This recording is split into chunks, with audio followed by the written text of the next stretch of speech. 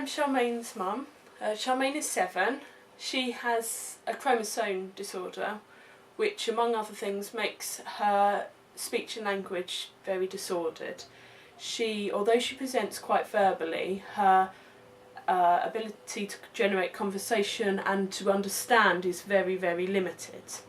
She's used Makaton since she was very little in order to communicate, and first of all would only communicate with Makaton a couple of signs more and drink and things. But as she's become more verbal and watching something special and things like that, she's learnt more signs. We've particularly been using it for routines. I've set up the grids at key points for our day, so we've got morning routine, a dinner routine and a bedtime routine. For our family, I think the biggest impact is having the routine set out. So rather than it being a stressful morning getting up, she knows what she's doing, when she's doing it, and is having an ability of control. And I think that's what's important to Charmaine. She is in control of her morning routine or whatever it is, and therefore is a lot more amiable, put it that way.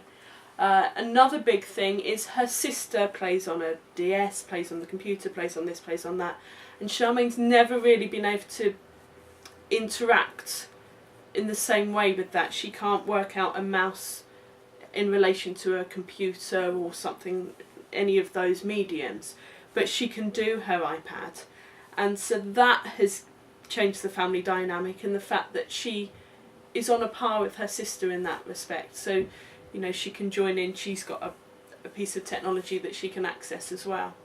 So I think she's just normal, you know, one of the children. That's a big deal for her.